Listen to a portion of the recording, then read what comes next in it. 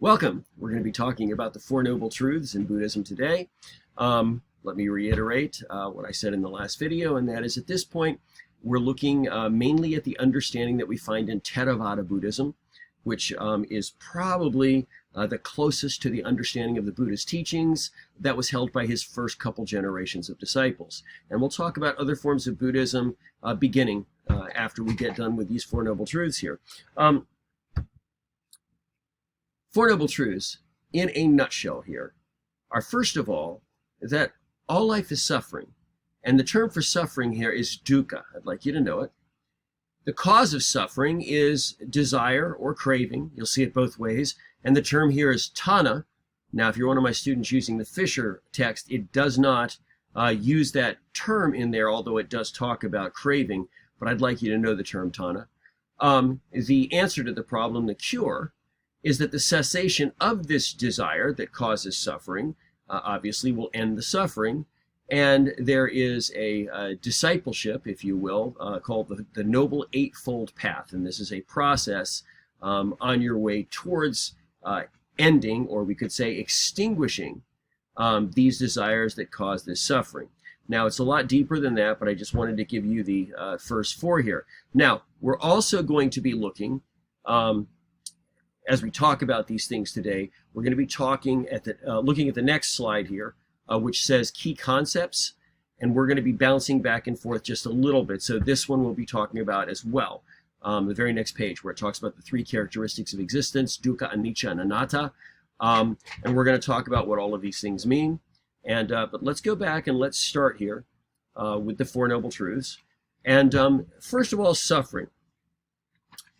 What are we talking about with suffering? Well, first of all, everybody suffers in life. That's just the way it is.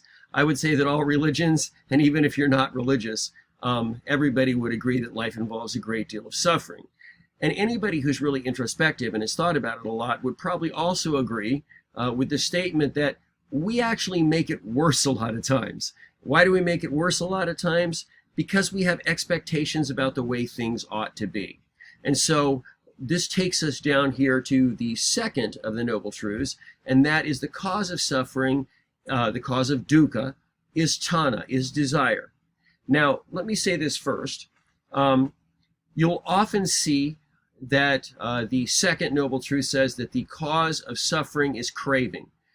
That's not a bad translation at all in one regard, but in another regard, it might be counterintuitive. The way that it's good is that when you think of a desire and you think of a craving, craving seems to be something that is just more intense. I mean, you got to have it, you know. It's not just some casual desire. So I like that aspect of that translation. But here's what I don't like, and that is when we think of craving, we normally think of negative desires. We don't usually think of positive desires. Most people don't say, you know, I'm just craving for my child to get into this college, you know, or I'm just craving for my car to run right. I'm just craving for, you know, to get an A on this exam. We don't usually use it that way.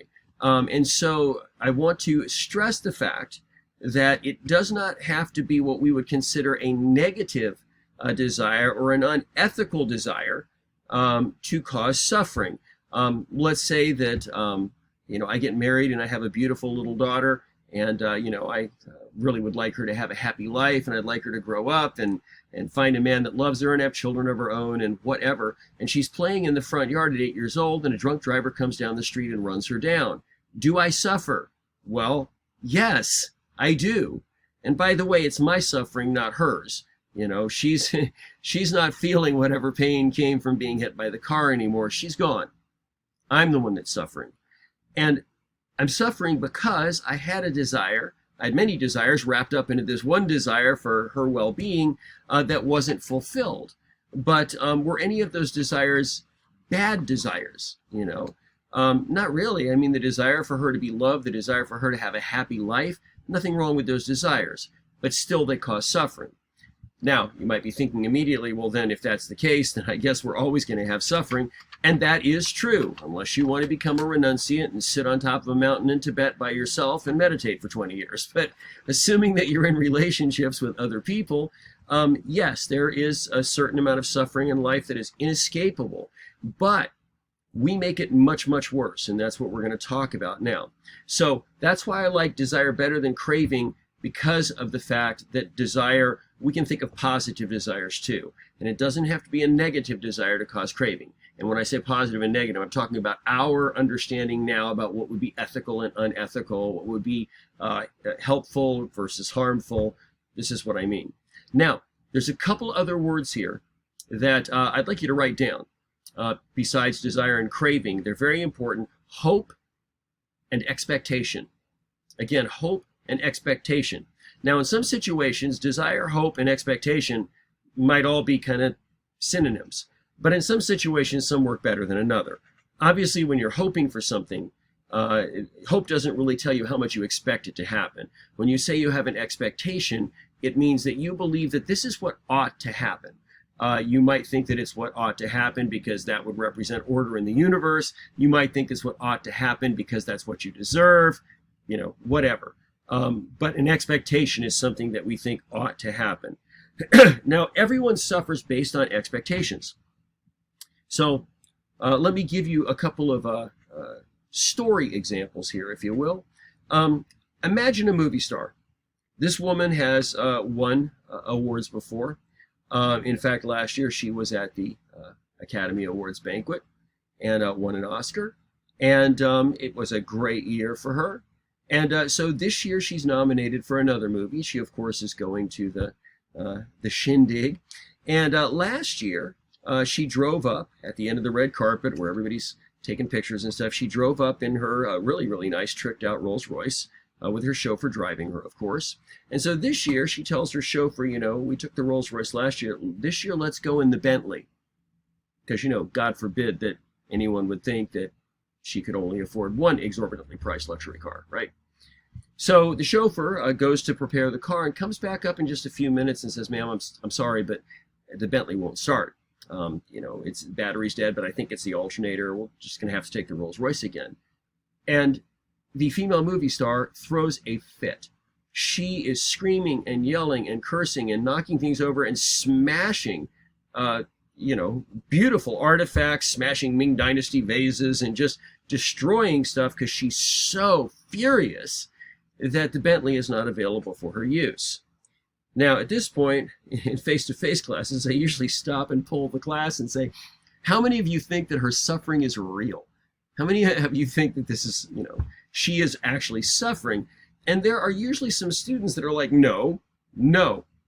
But what they're really saying is that they don't think her suffering is valid, because they're recognizing that, of course, she's better off than probably 98% of the population. And if the worst thing that happened to you today is you have to drive your Rolls Royce because the Bentley won't start, you've got no right to be anything less than grateful that you've at least got a Rolls Royce to drive around in. So a lot of people would not want to validate her suffering. But the fact of the matter is her suffering is real. And it's based on an expectation. The expectation that that Bentley was going to start. And she had already pictured herself driving up in the Bentley and thought how wonderful it was going to be for everyone to see her in the Bentley. So her expectation has a lot to do with the way she wants to be seen too. And we're going to talk more about this later because this is a major connection here. And so because this expectation was shattered, she really is suffering. Now let me tell you another story just to compare the two. Imagine that you have a young mother in a refugee camp in Sudan, a nation torn by civil war for many years. And this is a refugee camp where many people live, but of course they live in deplorable conditions. And so she is holding her 6-month-old son in her arms, and her son has just died in her arms. And she's holding her dead son in her arms right now. Strangely enough, she is actually suffering less than the movie star. Do you know why? By the way, this is not saying that her suffering is less valid. It's obviously much more valid. I mean, to experience some suffering for the loss of a child that you love, we would all say is certainly more valid. We'd be more willing to accept that as a cause of suffering than the fact that your car won't start, when you have another one that's perfectly good that you can drive. But the reason she's suffering less is because she expected the child to die. In conditions like this, the mortality rate among small children is very, very, very high due to malnutrition and disease and all kinds of stuff. She may have had another child that died, 6 months ago. Her neighbor, in the shack next to her, might have had a child that died yesterday. This is just something that happens, and it's horrible. But once you accept the reality that this is the way it is, you're not under any delusions about how things are going to turn out. And so, obviously, she loves her child, and she's sorry that her child has died. But in terms of existential suffering, I mean, this deep inner suffering that affects your whole existence because you think that something is absolutely flawed in the way reality is. She's actually, according to that criteria, suffering less than the movie star. So again, suffering is based on expectations. Everybody suffers based on expectations. If I go home, well, actually, we're teaching online now because at this time we're in the middle of the wonderful COVID-19 crisis. So I am actually in my home office here. But if I came home from work one day to find out that I had no electricity, and all of the food in my freezer, of course, is getting ready to spoil. I can't do my job because I have no internet. And by the way, I live in Florida, so it's hotter than Hades in the house because the AC isn't working. Do I suffer? Yes, I do.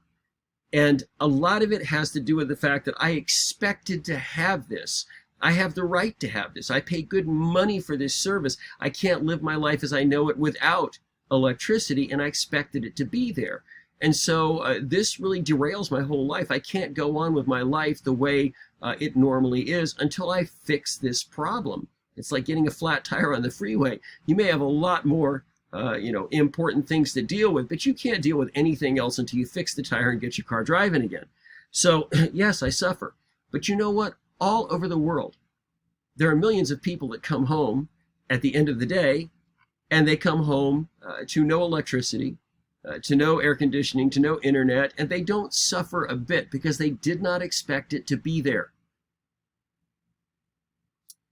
Now, a couple more examples here. We do not control the way things turn out. And we've talked about this to some degree already, but there are many forces outside of our control. And the best that we can do is to realize that there are multiple outcomes that could happen. And if we considered all of the outcomes, then we probably could consider the best way to respond if this particular outcome happens or this particular outcome happens. Now, obviously, we would have a preference, which one might be the one that we would prefer.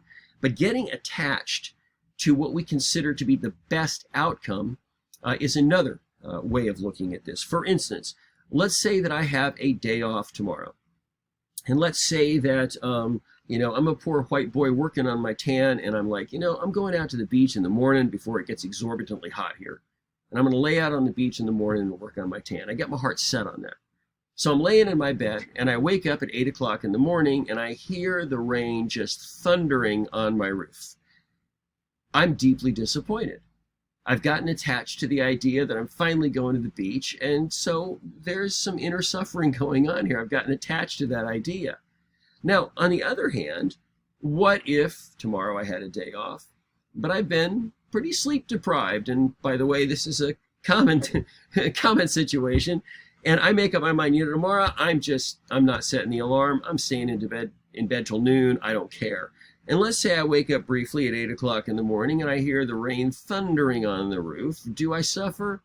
Not a bit. In fact, it's almost therapeutic. It's kind of like Mother Nature is tucking you back in.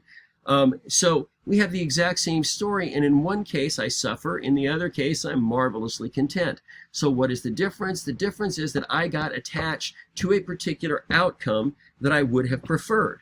Now, wouldn't it have been better to accept both possibilities, both outcomes, and to say, okay, well, if the weather's nice tomorrow when I get up at 8, I'll go out on the beach, but if it's raining like it might, then I'll just catch up on some sleep. I could probably use some extra sleep. If I said something like that, it doesn't really matter what happens, does it? I'm fine either way because I've accepted all of the possibilities. Now, we don't want to accept all the possibilities a lot of times because a lot of the possibilities are a lot more severe than not being able to get a tan. We have the possibility somebody you love may die today, that you may die today. There's all kinds of horrible possibilities that are possibilities, and we do not like to think about these things, almost like superstitiously, if I think about this possibility, it's more likely to happen. No, it's not. Your thoughts don't control the universe.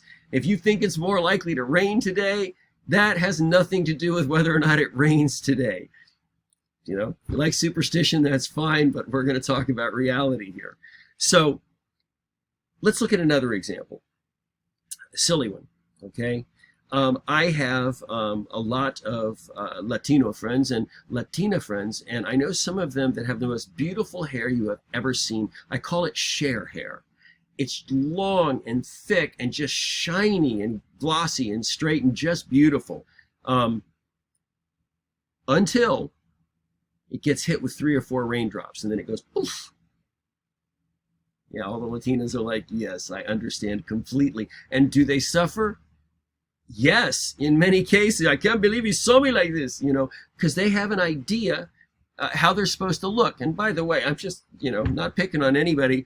That's why it's such a joke about having a bad hair day, because there's so many worse things that can happen. You didn't just get diagnosed with cancer. Your house didn't burn down. Your car didn't blow up. Nobody you love died. And yet, as upset you are about your hair, it would make it seem like it was a much more important problem. But it has to do with your image, how you want to be seen and who you want to be. And that's a particularly problematic area here. So this is a value judgment that you're making, that my hair looks better like Cher hair than it does like Ronald McDonald, right? But what if you didn't make that judgment? I mean, obviously having kinky hair doesn't make you a worse person or handicap you in any way, shape, or form. And by the way, I'm an old guy, but when I was actually a teenager, afros were really, really in style. And I don't just mean among African Americans. If you were a white boy that could keep an afro, that was like a badge of honor. And if you lived somewhere like the Gulf Coast of Florida, where I live, where it's very, very humid, you liked it because the humidity helped you to keep your fro up. But this is all a value judgment. We're suffering because we've made a value judgment about how we look best. Now, here's another example of accepting contingencies. Imagine a Tibetan Buddhist monk who lives way up high in the mountains of Nepal or something, and he lives in a sangha, a monastery, and every day he has the job to take 2 big buckets and walk a kilometer to a well and bring back 2 big buckets of water from the well for the needs of the commune, of the sangha. And he knows that at this particular time of the year, it doesn't rain much there, but let's say it's the rainy season, and he knows that on average, it's going to rain a little bit 1 day a week, and it usually rains in the morning, so that 1 day a week he's going to get rained on, and he's accepted that contingency. So imagine it's a Tuesday, and he's walking back with his buckets of water, and all of a sudden the sky opens up and starts raining on him. And he goes, today is rain day. And he keeps on walking. Does he suffer? Not at all. And the reason he doesn't suffer is because he has not made a value judgment about, one, whether a rain day or a dry day is better or worse. They're both necessary, right? If it rained every day, we'd all die. If it never rained, we'd all die. We kind of need both. And secondly, he hasn't made a value judgment as to which day would be the best day to be rain day. He's just learned something new. This week, Tuesday, is rain day. And I don't know, I guess, just interesting to note that. And but it really doesn't matter one way or the other. He's going to like it whatever happens. So this is a good example of accepting contingencies here. Now, let's talk about the next thing that has an awful lot to do with this suffering caused by desire. Let's go to the next page here. And I want you to, we see the 3 characteristics of existence. We just talked about dukkha. Now we're going to talk about the second one, anicca. So go down here to the second line, anicca. It's spelled 2 ways because, as I explained in the last video, we have both Sanskrit and Pali are the 2 languages that are used in Buddhism. And so I'll have these up here 2 ways sometimes if you're likely to see them 2 ways. And Anicca, it's pronounced the same way either way. It means change, impermanence, transience. And the only thing that doesn't change is the fact that everything changes constantly. You can't control how it changes, right? But if you make value judgments about what a good change is and what a bad change is, then you hope for the good change, you get attached to the good change, and the bad change happens, then that causes suffering because you had different expectations, different hopes, different desires. Make sense? So anicca, this idea of impermanence, is important to understand. Change is our greatest hope and our greatest fear. It's our greatest hope that things will change for the better. And again, we're making value judgments about what is better and what is worse. And it is, of course, our greatest fear that things will change for the worst, and we don't want that to happen.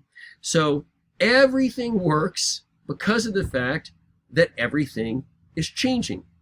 In fact, I remember listening to a Theravada Buddhist monk in Sri Lanka talking about the Four Noble Truths, and interestingly enough, when he just talked about what they were at the very beginning and introduced them, instead of saying all life is dukkha, he said all life is anicca. All life is change. And the interesting thing is, he meant the exact same thing. Everything's changing. And so the idea is that things may change for the worst. Now, one thing that we need to realize here too is this is not just one-dimensional. Let's say that things go really, really well and things turn out well, and I get what it is I was hoping for. And so now, do I stop suffering? No. In some cases, my suffering is even worse, because now that I've gotten something valuable that I've decided is valuable to me that I really craved, I realize that change doesn't stop. You know, once you get what you want, you can't say, okay, this is perfect, stop changing now. You know, it doesn't work that way. Things keep changing. And what it is that happened, fortunately, well, the next time it might be more unfortunate.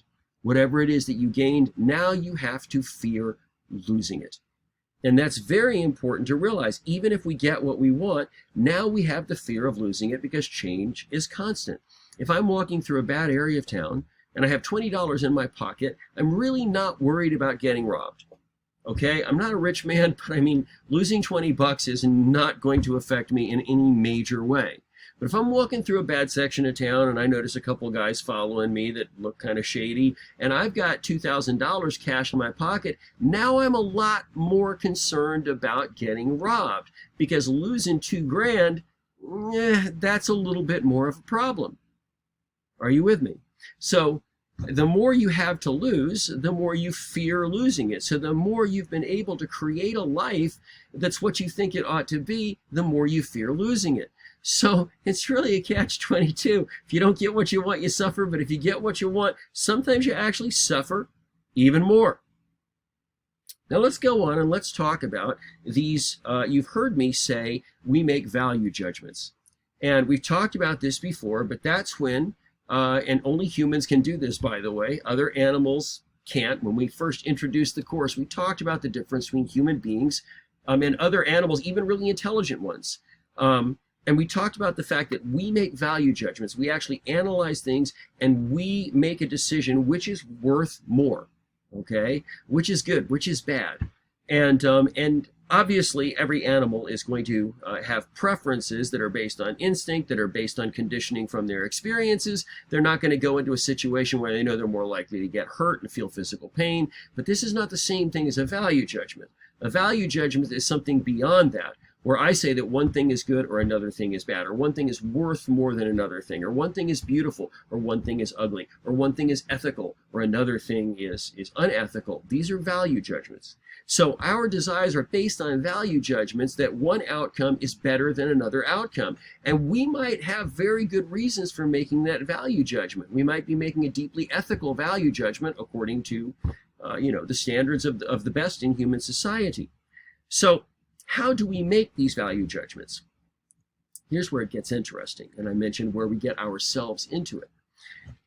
When I make a value judgment, what's good and what's bad, it has a lot to do with how things affect me.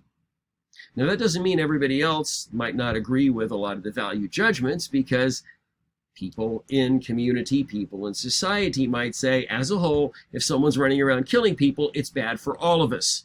Okay? So we might all agree on that. But in terms of me, myself, who I want to be, what I want my life to be, things that benefit me, I tend to make a value judgment are good. And things that don't benefit me or hurt me, I tend to make a value judgment that they're bad. Now, I'm not just talking about selfish to the point where I don't care about anyone else. Not at all. I might be very much caring about other people, but that just means I'm ethical versus unethical. But whether I'm ethical or unethical, my self-image is very important to me. We are self-centered creatures. And by the way, think about that. I didn't say anything negative at all.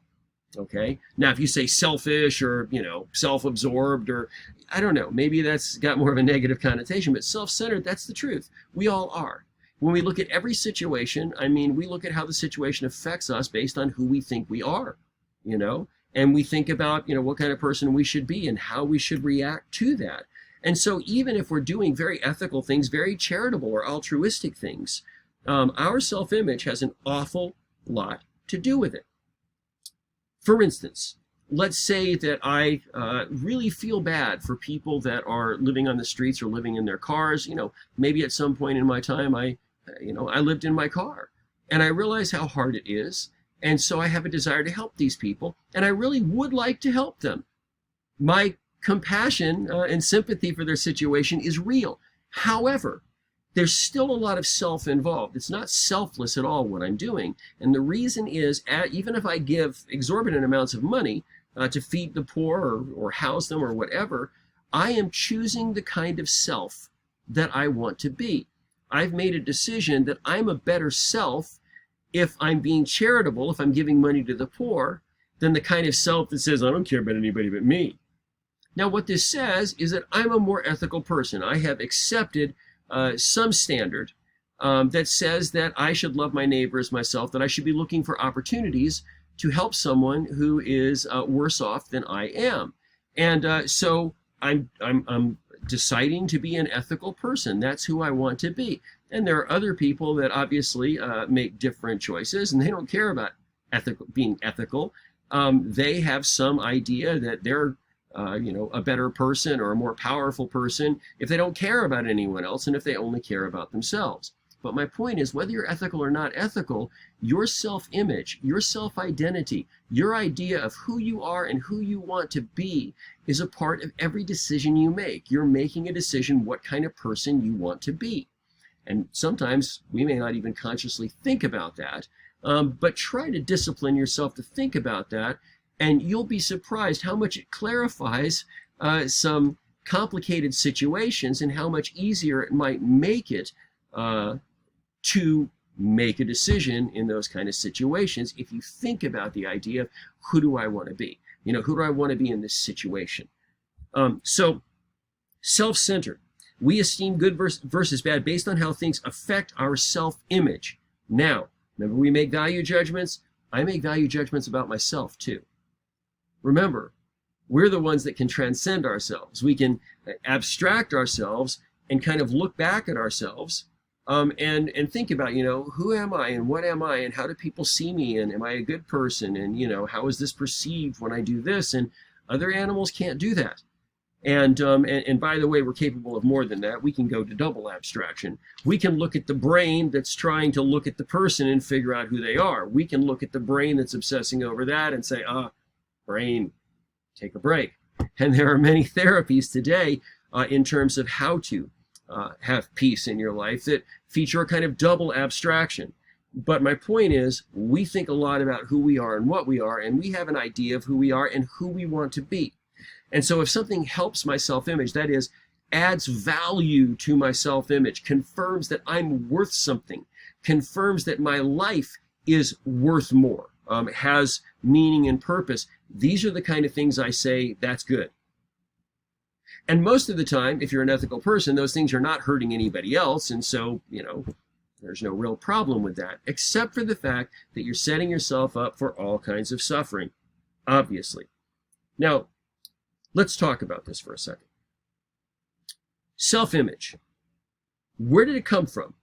Well, it's the product of all of the experiences of our lives. And you may not have thought of this before, but it's largely out of our control. We didn't have a lot to do with creating it at all.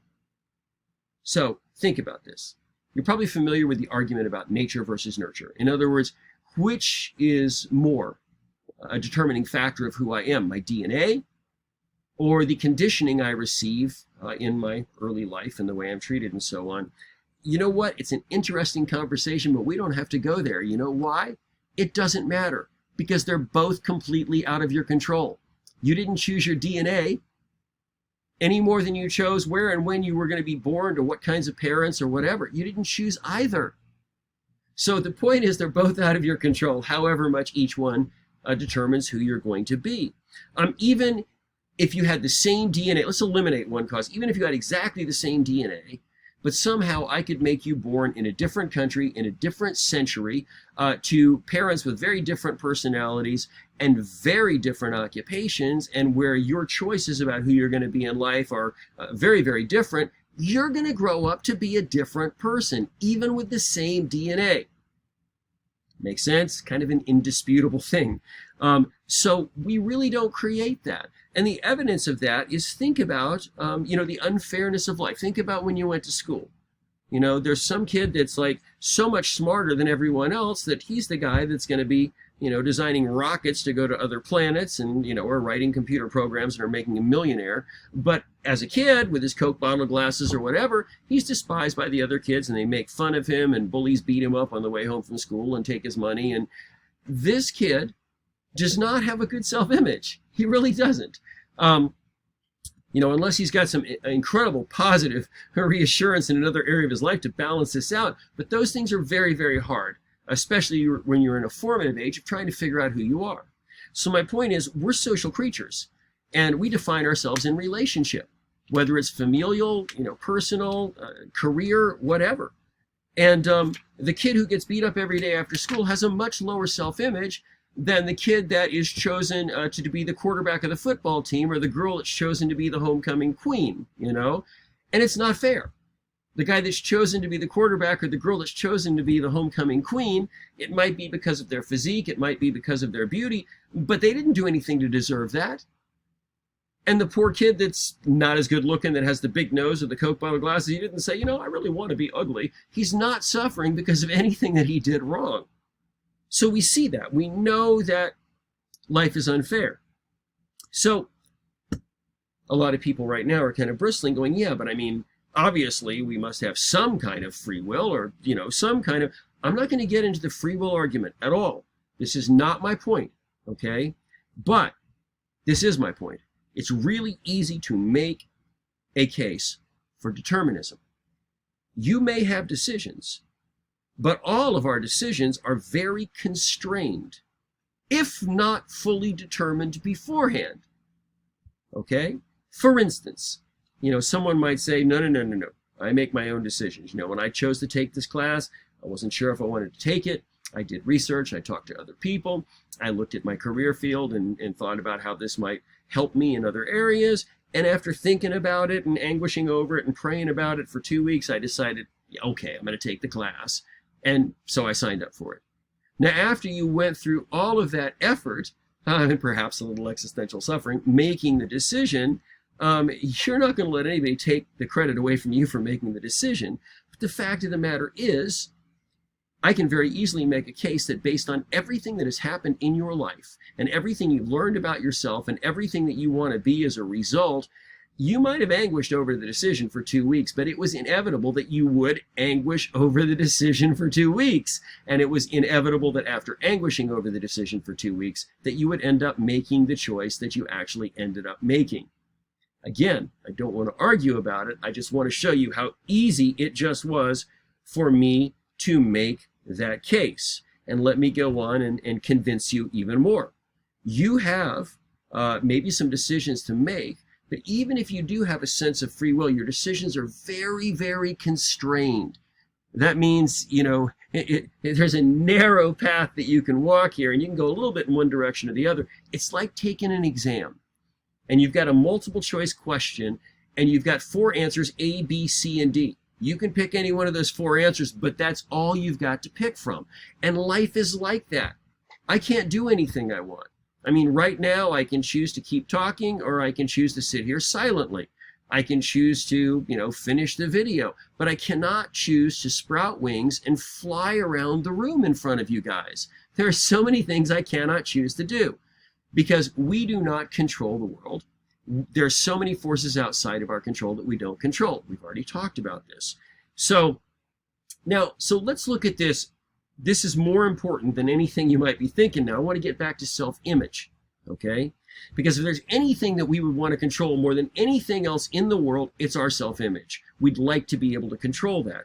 Now, especially people that have had problems with poor self-image, maybe because of, the situations of their childhood. Maybe they were emotionally abused or, who knows. But there are a lot of people that would like to have a better self-image, that would like to value themselves more highly, okay? And so what do?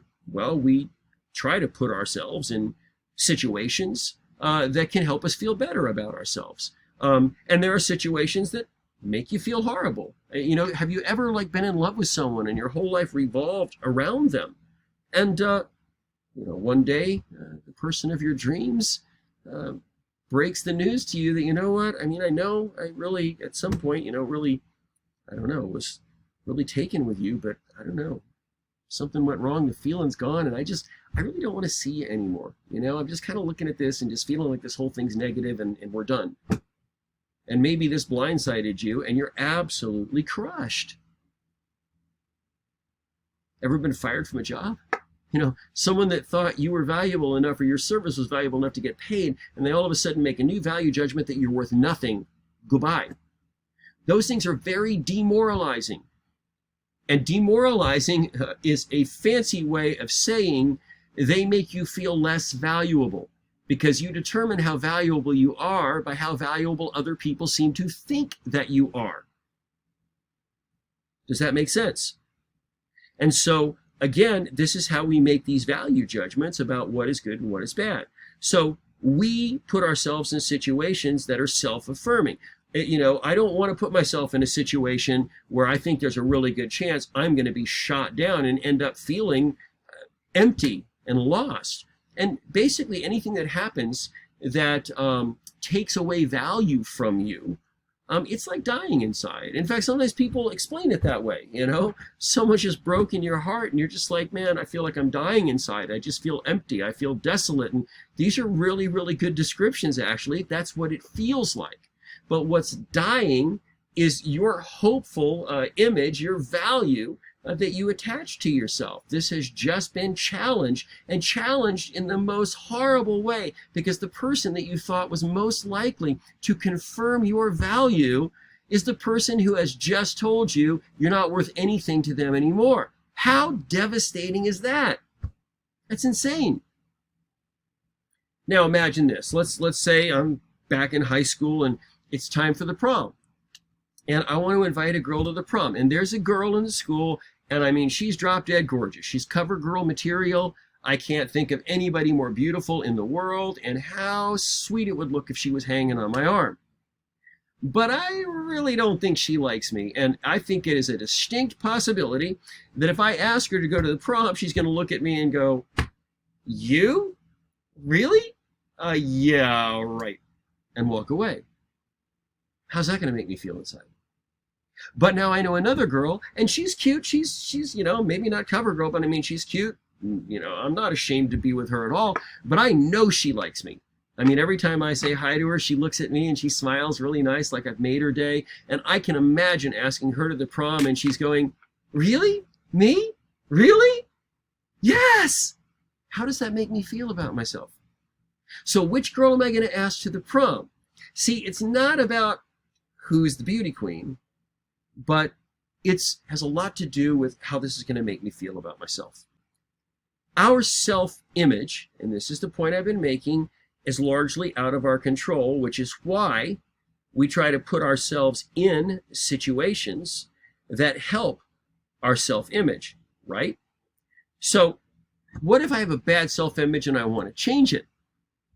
Well, wouldn't it be nice if you could just decide to do that? But it doesn't work.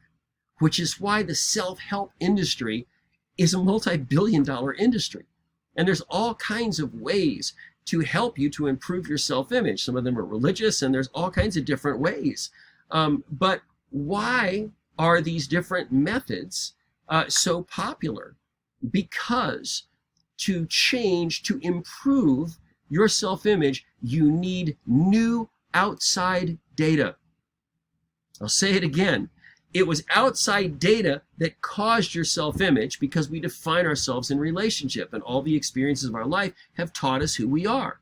So if I want to have a better view of who I am, feel like I'm worth more, and therefore be able to be more successful in life because I feel better about myself and my chances and all that, then I have to fix my self-image. And I need outside data, new outside data that I can use to do that. I can't generate it myself.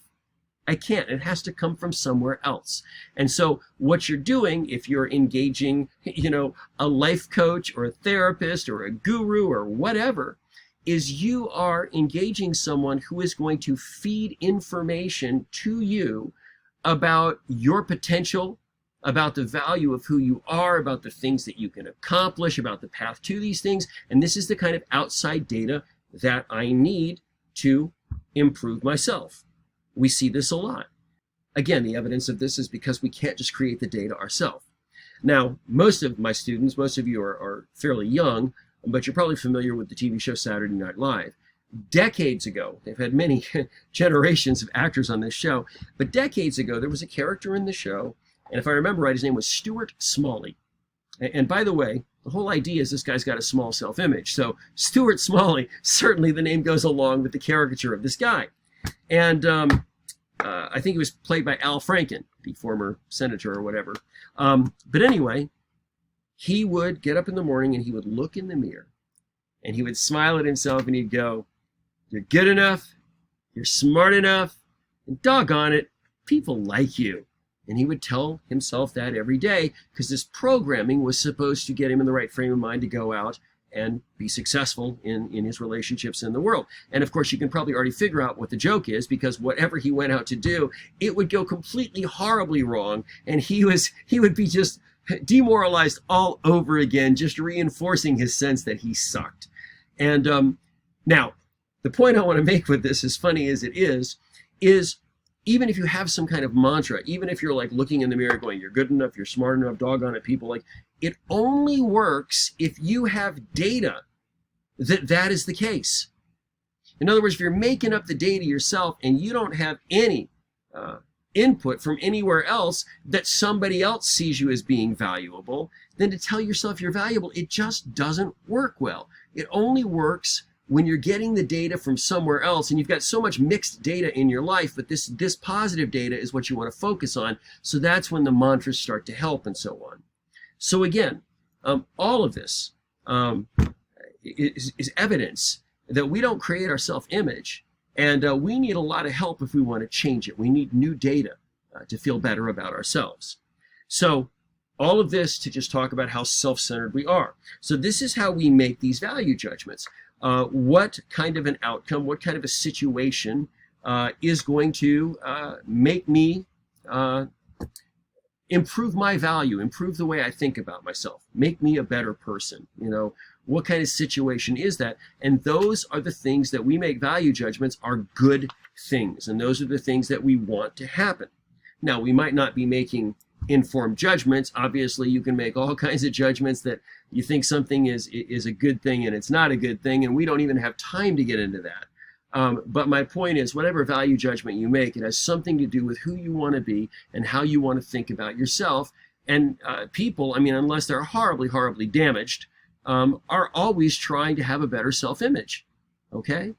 People that commit suicide, and I've actually known quite a few, yes, it would be true to say that they've given up hope that their life can be any better than it is now, but there's something a little bit deeper. On some level, they've generally given up hope that they can ever have a higher view of themselves than they do right now.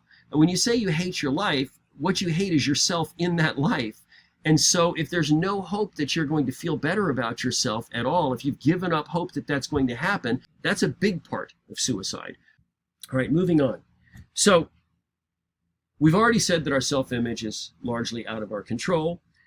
What is our self-image? When we say self-image, first of all, it's self-identity. An image is something that, it's a form. You see it. So it's a self-identity. It's me. I have a picture of who I am. So this self-image, the self-identity, where does it live? Where does it reside? In the mind. Everything that I remember about anything about my life resides here. And so when I go into new situations, whether I'm conscious of it or not, I'm pulling from all of the experiences I've had in life and the way those things made me think about myself. I'm pulling all of that into the situation I'm at now and thinking about who I am in the situation I'm in now, and thinking about who I am has a lot to do with what kind of decisions I'm going to make or what I think I'm capable of. So it exists in the mind. Now, yes, some people say, oh no, I feel it in my heart, or that's nice. It's beautiful. Your heart pumps blood. You know that, right? Just kind of like your, digestive system, your intestine, they digest food, right? But in a lot of ancient societies, they thought that the bowels, as they would call them, if you ever read like an old version of the Bible, it talks about bowels of compassions, it's talking about intestines of compassions. So they actually thought that, the seat of emotion was somehow in the stomach area. And it makes sense. Ever fallen in love and you say, oh my God, I got butterflies in my stomach, or you get really, really nervous or afraid about something and you end up getting diarrhea, or like you see a decomposing dead body and you throw up. And so you can understand why people might think that it's here. You can also understand the heart. Some things just make you feel this tremendous heaviness, in your chest area, and it just seems like your heart is kind of dying inside you. But however poetic this is, we know that it's in the mind. It's funny when you think about the way things used to be expressed, and he saw his friend and his bowels were moved for him. That does not mean that he saw his friend and he took a hellacious dump. It means that he saw his friend and just realized how much he loved him and he missed him and wanted to give him a big hug. So again, we know that all of this is in the mind. So if your self-image is in your mind, does it live on after you die? Let's think about this for a second. This brain, does it rot in the grave like the rest of you when you die? Absolutely it does. It stops working. The synapses stop firing. They don't think anything. They don't remember anything. That's all over. So the question now is, do the thoughts that the brain has entertained live on after the brain that thought them has died? And the only logical answer is no. If anybody's going, well, maybe, it's usually because they don't want to think about this possibility, because their self-image is precious to them. The idea of the thing that is the most precious to me in my entire life is someday going to stop and end. That bothers me. Bothers me a lot. And we talked about this, in the very beginning of the course, how losing yourself is like the ultimate fear. It's not even death per se, it's losing yourself, that thing that you consider to be of the ultimate value. And yet, everything I've ever thought about myself lives in my brain. So when my brain dies, all the thoughts that it's thought dies with it. So that can't be me, right? If it really was me, what I thought about myself, that would be really, really an unfair world, now wouldn't it? Okay? And most people want to believe there's some kind of justice somewhere, whether you think of it in another reality, a heaven or something, or just a reality that you can break through and see more clearly and realize that a lot of these things, they do not need to cause you the existential suffering they are causing you. And of course, that's what Buddhism is all about. So if your self-identity, everything you've ever thought of yourself, dies with you, then does something of you live on? And if so, what is it? Now remember, in the axial age, we start thinking about people having an identity that lives on after they die. A soul, a spirit, something. In Hinduism, it's called an Atman. Buddhism rejects the whole idea, and he talks about Anatman. And if you remember, on the three characteristics of existence here, that's the third one, Anatta or Anatman, depending on whether it is in Pali or whether it is in Sanskrit. And You probably recognize Atman as the soul, or Atta, okay? So when you say Anatta or Anatman, you're negating it. When you put an A in front of something, it means not. But when you put an A in front of a word that already starts with an A, you put an N in between the two A's. So when you see an A-N-A, that means not. So Anatman means no soul, no self. Now let me talk about this a bit. Back in this period, self and soul are thought of as the same thing in many societies, not just in India, but in Greece and many other places. The consciousness, the part of you that thinks and makes these decisions that we think are worthy to be rewarded or punished, this has to be the part of you that lives on to, of course, be rewarded or punished, whether it's by final judgment or when you're reincarnated or whatever. And so we think of the soul and the self as the same thing. So when you think of soul or self in this context, the best way to think of it is your self-identity, who you think you are. And this is important because you get very, very attached to your identity. It's the most precious thing to you. Now, in the axial age, when you start to say that people have an essential identity, an eternal identity, one of the important things about that, and we talked about this, is that your eternal identity is your truer identity.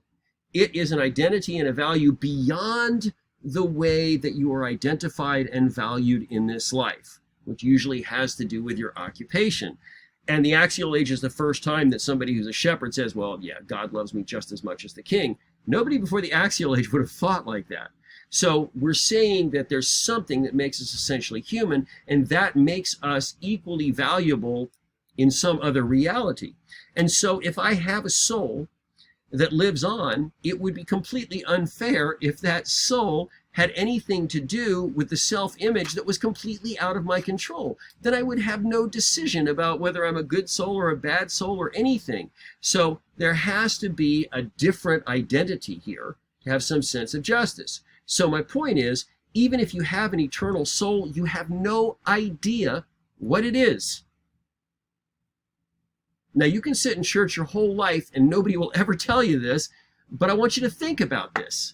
The only thing you picture, identify, think of when you think of yourself is your self-image, your self-identity. That's the product of all of the forces in this world.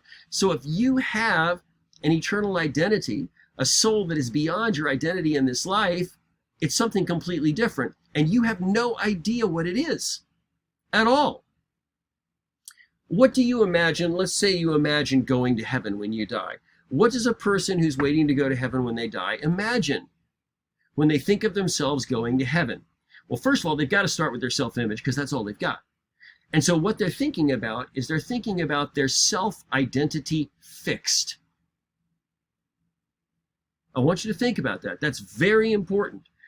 They take everything they know about themselves and they know everything about themselves that's less than satisfactory, that they wish was better, that they wish was improved. You know, I'm not going to be 800 pounds in heaven. I'm not going to have this wart on my nose. I'm not going to have Tourette's and scream out weird words with no warning. Whatever it is that's wrong with you, you hope that in heaven it's going to be fixed. And of course, I'm making this funny, but there's much more deeper issues, okay? And so I imagine my self-image completely fixed. That's what I imagine living on into heaven, because there's nothing imperfect there. And there's nothing about myself that I see as being imperfect now that I think is going to continue to be imperfect. It's all going to be transformed. It's going to be fixed. It's going to be glorious. So that's what we think about. You're thinking about your self-image fixed. And I think of this often as your sacred self-image. Now, that's a good terminology. I made it up, but it's great because what you've done is that you said, according to some belief system I have about what's really true and what's really valuable, okay, this is who I'm supposed to be. This is who one day I will be, and I maintain that image, you know, juxtaposed, you know, diametrically opposed sometimes to the way I see myself in this life, because the way I see myself in this life is not satisfactory. And so I'm balancing these two, and I'm hoping, I'm getting very attached to this sacred self-image. That's who I want to be, that who I think I'm going to be forever. Okay, does that make sense? So that's what I think of myself living on after this world. That's what I think of my soul that's going to live on after that, is my sacred self-image. But, well, I think of this old hymn. It says, it is well with my soul. How in the world do you know? That should be the second verse. When you say that it's well with your soul, you have no idea what your soul is. Everything you've thought about yourself is based on your self-image. Even if you fixed it all up and decorated it, it's starting with this illusory idea of who you are. And why is it illusory? Because it has nothing to do with you. It has to do with your experience of this life and what you've learned about yourself in those experiences. It's an illusion. It's not who you really are. So when you say it is well with my soul, what you're really saying is it is well with my sacred image, my sacred self-image. Think about this. Imagine you're a person of faith if you're not, and you have in faith held on to this idea, I'm a child of God, I'm going to shine in glory one day and I'll be perfect and God sees me the way I am and blah, blah, blah. And so there are demoralizing things that happens in life that might, tempt you to give up hope of this happening. You go through some very demoralizing experiences. So when you say it's well with my soul, is what you're saying is I've gone through a horrible experience that was very demoralizing and had the potential to make me doubt who I am and who God called me to be, and doubt my destiny and God's working in my life. Had the potential to make me doubt all those things, but no, I still know who I am. I'm still hanging on to that sacred self-image. And so you're saying it is well with my sacred self-image. You might have done damage to my self-image, but it is well with my sacred self-image, and the problem is they both exist in your mind. So however sacred that self-image is, it's not what lives on after you die either. That's just that illusory identity you fixed up really, really nice so you think it's worthy to go to heaven, but it still exists in your mind, this whole idea, and it dies with you. And that's what the Buddha means by anatman, no self, no soul. What he's saying is that you have no enduring identity. Remember, identity is how you see yourself. Any way that you can see yourself now, it dies when your brain dies. So whatever it is you're getting attached to, whether it's who you are, if you're a philosophical atheist, or if it's your sacred self-image, if you happen to be someone that believes God's going to take you to heaven, whatever you're getting attached to, it's dying with you. It's not living on. It exists right here in your brain. And to think that it lives on after your brain dies is as if you had a flashlight and you turn it on so it's shining a light, and then you open up the bottom and let the batteries fall out, and you expect the bulb to stay on. Obviously, that's flawed thinking. And that's exactly how ridiculous it would be to think that thoughts that exist in the mind continue to exist somewhere after the mind dies. It doesn't make any sense. And the Buddha is pointing this out. Now, why is he pointing this out? To make you unhappy? No, to set you free. Because you get far too attached to your self-identity, and it's not real. You're attached to something that's not real. And the way all of these other forces outside of your control affect your understanding of who you are is also not real. It's all a grand illusion.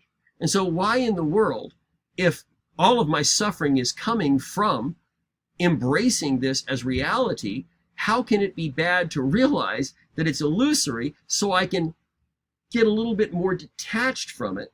And the things that happen in life don't all immediately inform my idea of who I am. Guess what? That's an awful lot more peace in your life, because your ultimate concern is always you. And so the more things don't affect you, the more peace you have in life.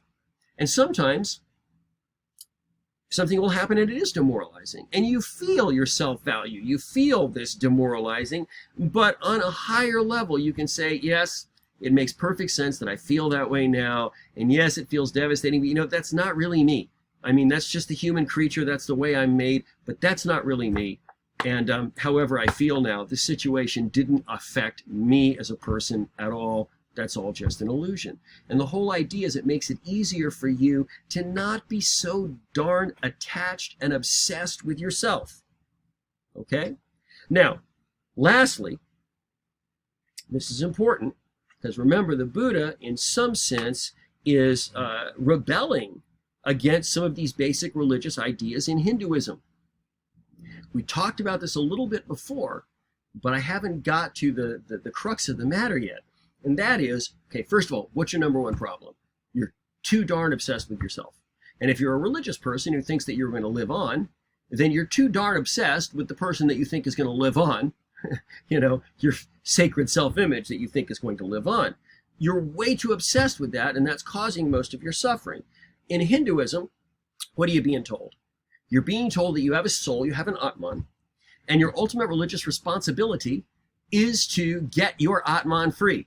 Now, yes, everybody has different Varnashrama Dharmas, but remember Sanatana Dharma, Sanatan Ved Dharma, your ultimate Dharma is to get your soul free. And everything you do in fulfilling your Dharma and accruing good karma is to get your soul free, right? So once you tell someone that they have a soul and that they can free it or they can, lose it, then you're saying that it's under your control. And so people are constantly evaluating, well, is it well with my soul? Is it not well with my soul? Whatever. And have you helped them to get less obsessed with their self-image? No, you've made it worse. You've exacerbated the problem because you've taken this self-image and you've given them a way to sacralize it, to make it sacred and imagine the person they really are. And now they just get attached to that. And the irony is they're really the same person. They're the way you think of yourself and the way that you would like to think about yourself or the way you think eventually you're going to, but they're really the same thing.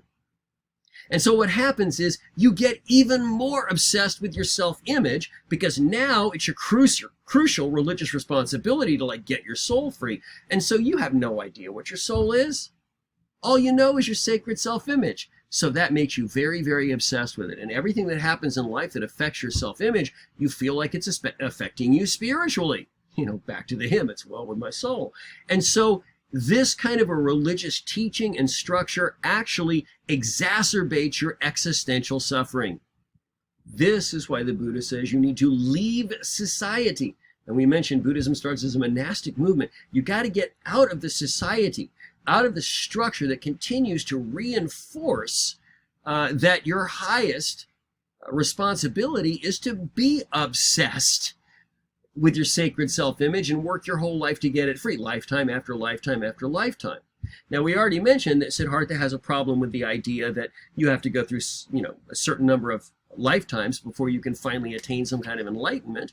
But he thinks anybody can. Whether you're the son of a king or you're the son of a Brahmin or whether you're, an untouchable laborer, the fact of the matter is your identity in this world is an illusion. It's created by society. It's not who you are. And so you have to leave that. How can you live in a society where you can't be successful unless you embrace and accept their idea of who you are and what you're supposed to be and what your responsibility is? You can't be successful in society otherwise. So if you want to get free of this, you need to leave society. You need to get this good data, apart from all the bad data that keeps you chained to this obsession with your self-image. When you leave society and you come to the Buddhist Sangha, everybody is equal. Everybody has equal opportunity for enlightenment when you come. So finally, in just concluding this, and we have a lot more to talk about, but just this section on the Four Noble Truths here, part 1, the ultimate illusion in Buddhism is not just the world. Oh yes, the world is an illusion, and we're going to talk more about that.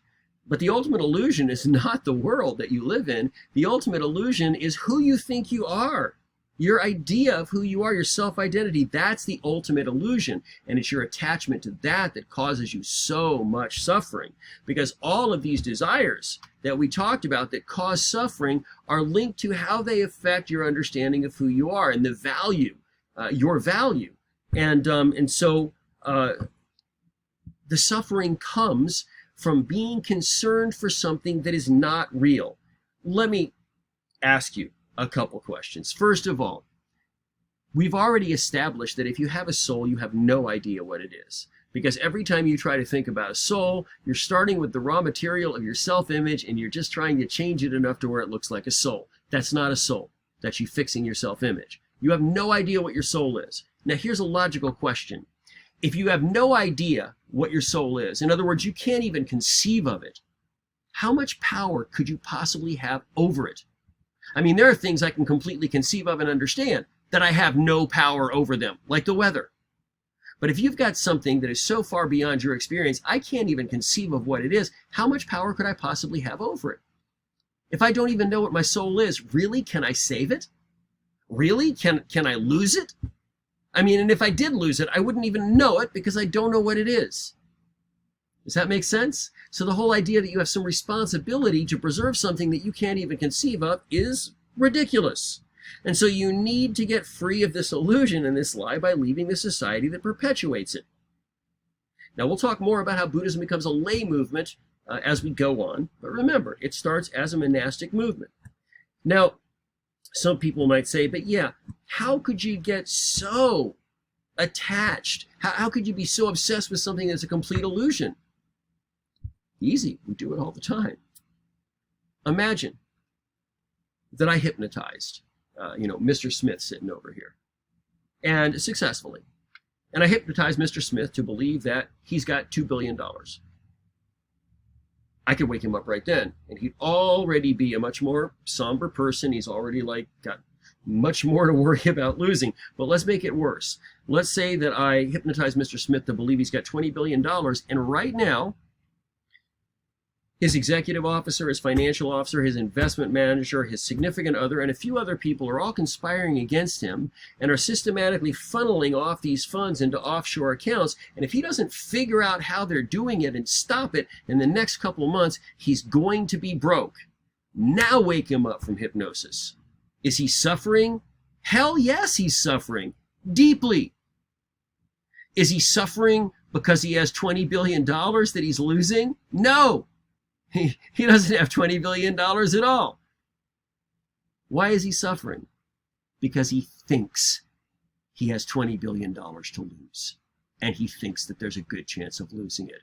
His whole life now is defined by existential anguish and suffering. And that's exactly what happens when we hang on to this idea that we are in control of our soul and our ultimate responsibility is to get it free. Now, I hope you understand now, if someone asks you, so why does the Buddha say anatta? Why does the Buddha say that it's horrible to believe that you have a soul? Now, hopefully you can explain why, how this actually is the cause of so much suffering. And, I'm not going to tell you you have a soul or you don't. I might completely believe that I have a soul. But I will also tell you that if I do have an eternal soul, I have no idea what it is. So monotheists, listen up. This is not an attack on your belief system at all. Let's think about this. Because if you do have an eternal soul, and let's say you do, so if you don't even know what your soul is, then you certainly don't have any control over it, right? So when you are trusting your God to keep your soul in well-being, to, hold you in his hands and prevent any harm coming to you, when you're trusting him to get you there, the truest part of who you are, to get you there, that's probably a really good thing to do. Because if you have no idea what your soul is, you certainly don't have the power to save it by yourself. Does that make sense? So this is not about whether you have a soul or not. It's about how we cause ourselves existential suffering by getting too attached to our self-image and how things affect it, and how sometimes religion actually can make it worse, exacerbating the suffering by confusing our self-image with our idea of a sacred self-image. What you're getting attached to, though, is an illusion. It's something that's not real. Just like Mr. Smith getting attached to the $2 billion that he has and living his entire life like this $2 billion is somehow in jeopardy. People live their entire life as if somehow their soul is in jeopardy, and yet they have no conception of what their soul is at all. They're judging everything based on how things affect their self-image. In the very next video, we are going to finish our conversation here, and we're going to move on to ask, well, if I don't have a soul, then what in the world am I? What am I made of? And if I don't believe that I have a soul, well, then reincarnation can't be the way the Hindus think of it, as my soul transmigrating to another physical form if I don't have a soul to transmigrate. So what am I? And when we say that I'm reincarnated, if it's not a soul that's moving, what does it mean to be reincarnated? And along with that, we're also going to find out that the Buddha radically redefines the whole idea of karma as well. And so we're going to talk about that in the very next video. And it might be good to just start it right now because we're right on the train of thought, and I'm going to start it right this moment.